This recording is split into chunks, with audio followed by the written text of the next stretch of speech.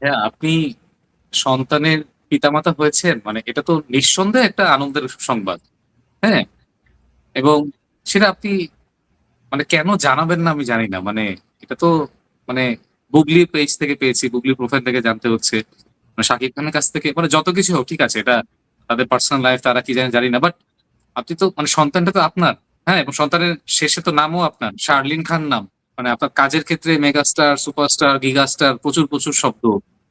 তো বাবা হওয়ার ক্ষেত্রে কি মানে এত পিছিয়ে থাকার কারণটা কি বা সেটা নিয়ে এত নিশ্চুপ কেন মানে আমি জানি না আসলে। মানে এবং ইট লুকস ভেরি ব্যাড। এটা খুবই অস্বস্তিকর লাগে। মানে অস্বস্তিকর খুবই মানে চূড়ান্ত আরকি। খুবই ফ্যামিলিয়ার অন্তত। মানে সাকিবের সাথে আমার খুব কম কথা হলেও অপু এবং বুবলির সাথে প্রায় সময় কথা হয়। তামিল আ ভাই আপনি একটা জিনিস খালি চিন্তা করেন। এই যে আজকে আপনি যে কথাটা বললেন এত রেকর্ড থেকে যাবে বা অন্যান্য সাংবাদিকরা তো বলছে সবকিছু। এই ছেলেমেয়ে বড় হয়ে যদি জানতে পারে যে আমি আসার নিউজ নাকি আমার বাবা-মা গোপন করেছিল, তখন তার কেমন লাগবে? আপনি খালি এইটুক ভাবেন। খুবই সিগনিফিক্যান্ট। এটা ছোট বিষয় হলেও সিগনিফিক্যান্ট যে হিমেল আশরাফ আশাদ আদনানের জন্মদিনে এবার কোনো পোস্ট দেয়নি। অন্যদিকে আশাদ আদনান বেঈমান ইত্যাদি বলে একটা পোস্ট আগে পরে দিয়েছে।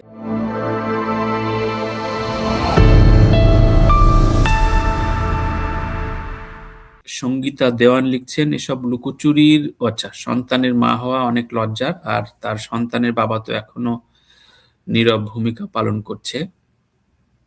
আচ্ছা, এই রিলেটেড আরো কিছু কমেন্ট তাহলে নিয়ে নিই। মেহেদী হাসান রাব্বি লিখছেন, "শাকিব খানকে নিয়ে এত কিছু বলে, তা সে কিছুই বলেন কেন?" আচ্ছা, বুঝি নাই। কেন? আচ্ছা, পুষ্প লিখছেন এটা বিষয়ে, "সন্তানের মাকে নিয়ে অনলাইনে নানান কথা বলেছে। দেশের সুপারস্টার আবার সন্তান জন্ম দেয়। আচ্ছা, এত লুকোচুরি কেন? সংসার করো ১৭ সাল থেকে দেখতে ভাই বিরক্ত হয়ে গেছি। যুগ ধরে কি এইসব চলবে, শেষ নেই?" আহ মানে এগুলো নিয়ে আসলে খুব বেশি কথা বলতেও চাচ্ছিলাম না। কিন্তু আগ্রহ দেখো। গল্প ফ্রম মুক সামথিং। আচ্ছা, শাকিব খান কেমন নায়ক যে ওপেনলি পলিটিক্স নিয়ে কথা বলতেছে? কোথাও তো দেখলাম না। একটা বেবি হইল অথচ কোনো রিঅ্যাকশন নাই। মিষ্টি জান্নাত কই? ওর সাথে বলে প্রেম। কেমন এক্সাম্পল এইগুলা? মাই গড! আচ্ছা, পড়ে নিই এগুলা একটু প্রাসঙ্গিক। এগুলা আসলে আমার কারণ অনেকে, প্রিয় দর্শক, অনেকে আমাকে সাকিবকে জড়ায় বলে যে আমরা নাকি সাকিবের পিছনে লাগছি। তো আমি এজন্য কমেন্ট গুলো একটু নিয়ে নিচ্ছি। সোহেল, "কোন ফিল্ম ভালো না হলে ওই ফিল্মের রিভিউ নেগেটিভ দেওয়া দর্শককে সাকিব খান বা বাংলাদেশ ফিল্ম বিরুদ্ধ শক্তি এটা বলার যৌক্তিকতা কতটুকু?" এই যে কথা বলতে না বলতে আমাদের কথাগুলো বলছে। আচ্ছা, নাভি জামান লিখছেন, "ভাইয়া শাকিব খান তো মেয়র না মিমের বাবা হয়েছে, কিন্তু শাকিব খান কিছু বলছে না কেন?" আচ্ছা, আরো একজন লিখছে ওই একই, আবার শাকিব খান কিছু বলেন। আচ্ছা, অর্থাৎ শাকিব খানের পরবর্তী সিনেমার ডিরেকশন দেবেন হিমেল আশরাফ, প্রোডিউসার হবেন শাহরিয়ার শাকিল। আচ্ছা, ওটা নিয়ে আসবো। তো ফ্যামিলি ইস্যুটা নিয়ে যদিও এটা পাবলিকলি, তাই আমরা একটু বলি। সাকিব, তুমি বলো। মানে মানে এটা কি ধরনের এক্সাম্পল তৈরি করে ইন্ডাস্ট্রিতে? হ্যাঁ, আপনি সন্তানের পিতামাতা হয়েছেন মানে এটা তো নিঃসন্দেহে একটা আনন্দের সংবাদ। হ্যাঁ? এবং সেটা আপনি মানে কেন জানাবেন না আমি জানি না। মানে এটা তো মানে গুগলি পেজ থেকে পেয়েছি, গুগলি প্রোফাইল থেকে জানতে হচ্ছে। শাকিব খানের কাছ থেকে মানে যত কিছু হোক ঠিক আছে এটা তাদের পার্সোনাল লাইফ তারা কি জানে জানি না। বাট আপনি তো মানে সন্তানটা তো আপনার। হ্যাঁ? এবং সন্তানের শেষে তো নামও আপনার। শার্লিন খান নাম। তো আপনি মানে আপনার কাজের ক্ষেত্রে মেগাস্টার, সুপারস্টার, গিগাস্টার প্রচুর শব্দ। তো বাবা হওয়ার ক্ষেত্রে কি মানে এত পিছিয়ে থাকার কারণটা কি বা সেটা নিয়ে এত নিশ্চুপ কেন মানে আমি জানি না আসলে। মানে এবং ইট লুকস ভেরি ব্যাড। এটা খুবই অস্বস্তিকর লাগে। মানে অস্বস্তিকর খুবই মানে চূড়ান্ত আরকি। মানে এই ব্যাপারটা নিয়ে আমরা আসলে মানে এটা আমি জানি না। এটা আসলে মানে দিনের পর দিন এ তো এই যে একজন বললেন না ১৭ সাল থেকে দেখে বিরক্ত। আমারও সেই অবস্থা। দেখে বিরক্ত এটা। এটা চাইলে ইজিলি করা যায় সবকিছু। আপনি একবার বলছেন যে বাচ্চা আমার, বাচ্চার মায়ের দায়িত্ব আমার না। অনেকদিন আগে বলেছেন। আবার বলছেন যে এদের সাথে কোনো সম্পর্ক নাই। লিডার আমি বাংলাদেশের সময় শুনলাম যে দুজনের সাথে নাকি কথা না বলে শুট করছেন। এরকম বহুত কিছু শুনলাম। তারপর আবার সন্তান এখন। সন্তানটা আসছে ঠিকই। এখন আমার সবচেয়ে খারাপ লাগে কি সন্তানগুলোর জন্য। মানে ইন্টারনেট থেকে কিছু তো হারায় না। তারা যখন বড় হবেন, হয়তো তারা অনেক দূরে চলে যাবেন, দেশে থাকবেন না, ফাইন। কিন্তু কোথাও না কোথাও আপনি কোথাও না কোথাও তো গিয়ে এই বাচ্চাগুলো কোথাও না কোথাও বুলির শিকার হবে। বা কোথাও না কোথাও তারা মানসিক নিপীড়ন বা একটা ট্রমা তো তাদের মধ্যে থেকে হ্যাঁ, মানে যাবেই। অনলাইন ইউনিভার্সে এখন মঙ্গল গ্রহে হ্যাঁ, থাকলেও দূরে থাকা না। মানে সব একই, একদমই। এবং একই। কথা হচ্ছে যে মানে এই ট্রমাটার দায় তো তার না। সে তো নিজের ইচ্ছায় আসে নাই। সে তার বাবা-মার ইচ্ছায় এসেছে। সে তো এটা ডিজার্ভ করে না। এই ব্যাপারটুকু আমরা ভাবতে পারি না। এবং এই ট্রমা না ভাইয়া জেনারেশনের পর জেনারেশন চলতে থাকে। হ্যাঁ? আপনার আপনার বাবা-মা যেটা হয়তো পান নাই সেটা কোনো একদিন রাগের বশে হয়তো আপনাকে একটা চড় মেরে সে রাগ প্রকাশ করছে। আপনি সেই রাগ যদি আপনার ছেলের উপর প্রকাশ করেন না ভাইয়া, তাহলে না আপনার ছেলেও কিন্তু পরবর্তীতে প্রকাশ করবে। আর আপনি যদি মনে করেন না, আমি এটা হতে দিব না। আমার বাবা-মা যে ভুল করছে এটা আমি করব না। আমি এই রাগ প্রকাশই করব না। আমি এটা অন্য কোথাও চ্যানেলাইজ করব। তখন হয়তো আপনার ছেলে বুঝবে যে না ঠিক আছে বাবা তো আসলে আমার উপর রাগ না, বাবা অন্য কোনো কিছুতে বিরক্ত। এই জিনিসটাই তো এটা একটা ছোট্ট উদাহরণ দিলাম। তো এই যে ট্রমাটা, এই ট্রমা থেকে কি বের হতে পারবে এই ছেলেমেয়েরা? মানে আমি জানি না। এবং এটা এত বয়সেও যদি বোধ বুদ্ধি না আসে, আপনার সিনেমার বিশেষ প্রদর্শনী বা স্পেশাল স্ক্রিনিং সেখানে আপনি হাজির হয়ে যাচ্ছেন। গতকালকেই সমস্ত কিছু ইন্টারভিউ ভাইরাল হলো সবকিছুই। একদিন পরে আজকের নিউজ সেখানে আপনি নাই। It looks odd. It looks odd. সত্যি মানে আমার সবচেয়ে ভয়ংকর বিষয় লাগে যে ধরো এই যে বিশ্বাসহীনতা বা hypocrisy ধরো এর আগেও যেটি করলো প্রেম থেকে শুরু করে এই অপু, সাকিব, বুবলি এই ত্রয়ী যেসব ঘটনাগুলো মানে যখন যা ঘটে মাসুম অপু আমার বন্ধু প্রথম আলোর বিভাগীয় সম্পাদক ও লিখছে যে তবে কেন লোক হাসালি মানে একটা লাইন সত্যিকার অর্থে প্রতিনিয়ত এর করে যাচ্ছে। ধরো যখন প্রেম ছিল তখন একাধিক ইন্টারভিউতে বলেছে না প্রেম নাই, বিয়ে তো প্রশ্নই নাই। আসে না।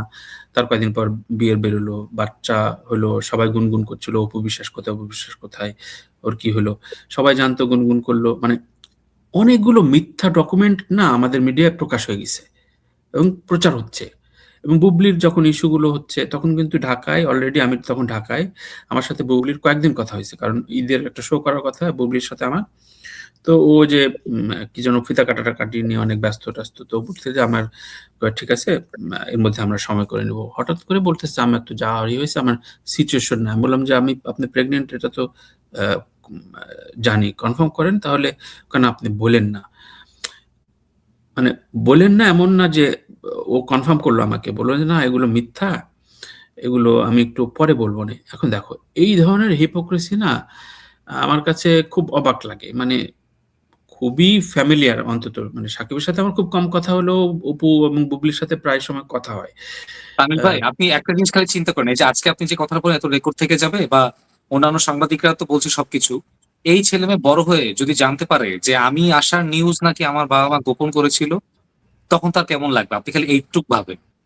আমার শুধু একটু এতটুকুই প্রশ্ন আমি খুব বেশি প্রশ্নটা এই সন্তান যদি সত্যি আজকে যদি আপনি জানতে পারেন যে আপনার বাবা মা নাকি আপনাকে চায় নাই হুট করে এরকম যদি নিউজ জানতে পারেন আপনার মা বাবার প্রতি শ্রদ্ধাবোধ থাকবে আপনি সত্যি কথা বলেন তো ট্রু এনিওয়ে যাই হোক এগুলো অনেক এমন তো না আলোচনা খুব করেছি আরে দরিদ্র ফ্যামিলি না তো তাহলে বুঝতাম যে হুম, ঠিক আছে ভাই তোমাকে খাওয়ানো পড়ানোর সামর্থ্য ছিল না সেজন্য বাবা গোপন করেছিলাম এটা তো সেটা না হুম, দেশের হুম। সবচেয়ে বড় স্টারের মেয়ে বা ছেলে বা তার এবং ওয়াইফ এবং ওয়াইফরাও অবশ্যই খুবই রিকগনাইজড হ্যাঁ নায়িকা ওয়াইফরা মানে যার যার জায়গায় এমন না যে যার যার জায়গা মানে বুবলি শুধু শাকিব খান সেটা বুবলি যথেষ্ট ভালো অভিনেত্রী হুম বুবলি হুম জঙ্গলিতে বলি ইভেন মানে কি বলে ওই যে চয়নিকা চৌধুরীর সাথে সিনেমা প্রহেলিকা সেখানে ইভেন বুবলি যে উনি তো প্রেশার স্বতন্ত্র ইভেন দেয়ালের দেশ প্রেশার কুকারেও হ্যাঁ ভালো করেছে দেয়ালের হ্যাঁ দেশ দেয়ালে দেয়ালের দেশ কিভাবে ভুলে যায় দেয়ালের দেশ দুর্দান্ত তো এটা তো এমন না যে ওই পরিচয় তারা স্বতন্ত্র পরিচয় আছে তো সেখানে কেন এত লুকোচুরি যাক এটা আমি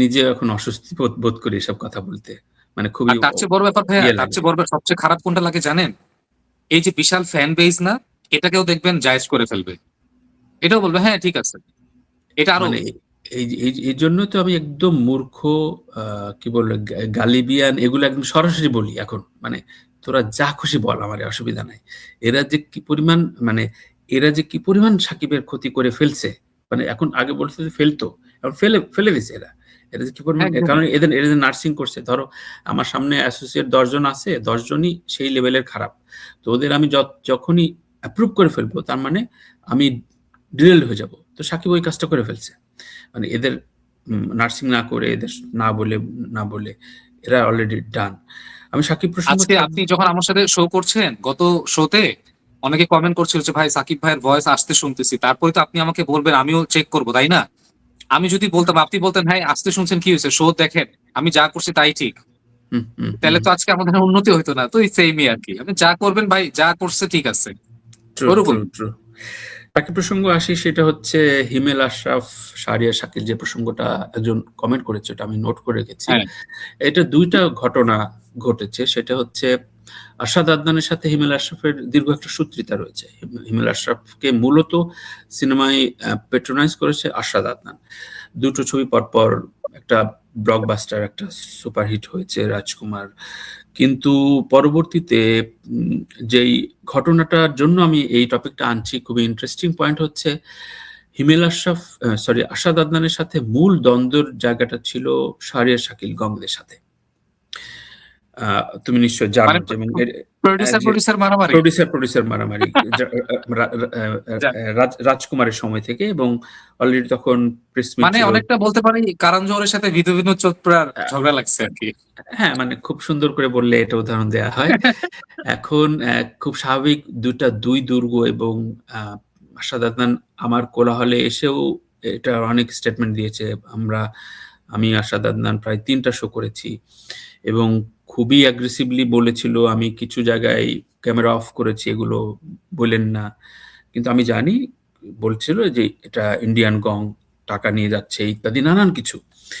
এবং সেই জায়গায় হিমেল আশরাফ খুবই সিগনিফিক্যান্ট। এটা ছোট বিষয় হলেও সিগনিফিক্যান্ট যে হিমেল আশরাফ আশাদ আদনানের জন্মদিনে এবার কোনো পোস্ট দেয়নি। অন্যদিকে আশাদ আদনান বেঈমান ইত্যাদি বলে একটা পোস্ট আগে পরে দিয়েছে। যদি আমরা ৪ কে কে? বুঝি এগুলো। মানে হিমেল আশরাফ আশাদ আদনানের জন্মদিনে কোনো পোস্ট দেয়নি। হ্যাঁ, এটা কিন্তু সেটা বুঝলাম। এটা কিন্তু খুবই সিগনিফিক্যান্ট। মানে এর হ্যাঁ, আগের যে ঘটনাগুলো দেখে, ধরা যাক আমি আমি আমার যতদূর সাথে মনে করতে পারি একটা গাড়িও দিয়েছিলেন তাকে। হ্যাঁ, শুধু গাড়ি না, মানে ইন্টারেস্টিং বিষয় হচ্ছে, ধরো আমার সাথে আরশাদ আদনানের সম্পর্ক খুবই সাংবাদিক, একজন প্রোডিউসার, কালেভদ্রে দেখা হয়। আমি পোস্ট দিলাম কি দিলাম না সেটা ম্যাটার না কিন্তু। কিন্তু হিমেল আশরাফ পোস্ট দিল না, ইটস এ ম্যাটার। কারণ হিমেল আশরাফ যে পরিমাণ স্তুতি গেয়েছে, এবং গাড়ি থেকে শুরু করে হিমেল আশরাফকে ঢাকায় নিয়ে আসা, ঢাকায় তখন বিজনেস করানোর জন্য আরশাদ আদনান অনেক প্যাট্রোনাইজ করেছে। কারণ তখন তিনি, আরশাদ আদনান এখনো রাষ্ট্রপতির ছেলে, তখনও রাষ্ট্রপতির ছেলে ছিল আরাক আমলের। কিন্তু বিষয়টা হচ্ছে সম্পর্কে যে এই যে হঠাৎ করে একটা ইউ-টার্ন, মানে এটা ইউ-টার্ন বলাটা শব্দটা ঠিক হবে নাকি না? এই যে একটা ক্রস হয়ে গেল, এবং দুজন ২ দুর্গে চলে গেল। এমন জায়গায় গেল, হিমেল আশরাফের ছবিটা এমন জায়গায় পড়ল, যেখানে আশাদ আদনান সবচেয়ে বেশি আ ক্ষোভ, খেদ, এবং মানে সবচেয়ে বেশি রাগ হওয়ার কথা। তো এটা আ কে এক ধরনের আমি বলব যে ক্ষমতার পালাবদলে বোধহয় আমরা বিজনেস, আমাদের চাওয়া-পাওয়া, সম্পর্ক সম্পর্কগুলো সম্পর্ক একদমই মানে সব। আ সবকিছুই আমরা সুন্দর করে ইয়ে করে ফেলতে পারি। কিন্তু আমরা কাউকে দোসর বানাই, আবার কিন্তু এই হিডেন বিষয়গুলো হয়তো দেখি না। কিন্তু এটা খুবই বড় ম্যাটার। কারণ হিমেল আশরাফকে আজকে বাংলাদেশে প্রতিষ্ঠিত, আমি আবারও রিপিট করছি, হিমেল আশরাফকে আজকে বাংলাদেশে সিনেমায় প্রতিষ্ঠিত করার জন্য আশাদ আদনানের বিশাল ভূমিকা রয়েছে। আশাদ আদনানকে আমি অনেক জায়গায় সমালোচনা করি। স্টিল এখন সমালোচনা করব যে আশাদ আদনান যেই কমেন্ট গুলো করছে, বান্না থেকে শুরু করে নানান কিছু নিয়ে যে এগুলো খুবই জঘন্য, খুবই লিস্ট করা জঘন্য। হচ্ছে, এটা এটা প্রতিবাদ খুবই হওয়ার জঘন্য। মতোই। I repeat খুবই it, এটা জঘন্য। খুবই জঘন্য। এটা আশাদ আদনান নিজেও দেখবেন, আমি জানি আশাদ ভাই আপনি দেখবেন। আমি আপনাকে আপনার বলছি যদি এগুলো বান্নাকে করেন পছন্দ না। না হয় আপনি সরাসরি তার সমালোচনা করেন। আপনি তাকে কেন একদম। এই যে লিস্ট করে রাখবেন, এগুলা কি ধরনের কথাবার্তা? একদম করেন না। এগুলো করেন না। কারণ আপনার একটা জায়গা তৈরি হয়েছিল, হয়ে আছে, এবং আর ওই যে সেখানে আপনি যে আবারও হয়তো কথাটা বলেন ভাই, ইন্টারনেটে তো প্রমাণ থেকে যায়। যে কথাটা আপনি বারবার বলেন। মঙ্গল গ্রহে রাইট। গিয়েও তো আপনি লুকাইতে পারবেন না। তো না, এখন অলরেডি এটা চলে আসছে। এখন একদম একটা ইউনিভার্সের আসলে। সো ওই জায়গায় আমি যেমন সমালোচনা করছি, ঠিক তেমনি সমালোচনা করছি। এই ছবি হোক না হোক, বা এই ছবি ব্লকবাস্টার হোক না হোক, কিন্তু সম্পর্কের জায়গায় এটা হিমেল আশরাফকে আমি, আমার শোতে যদি সে আসতে রাজি হয়, আমি জিজ্ঞাসা করব যে এই ঘটনাটা কেন?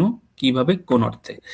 কারণ ঠিক আছে, আমরা অকৃতজ্ঞতা, আমরা এ ধরনের একজন প্রোডিউসার, একটা পরিচালক তো শুধু এক প্রোডিউসারের কাজই করবে না। এটাও ঠিক।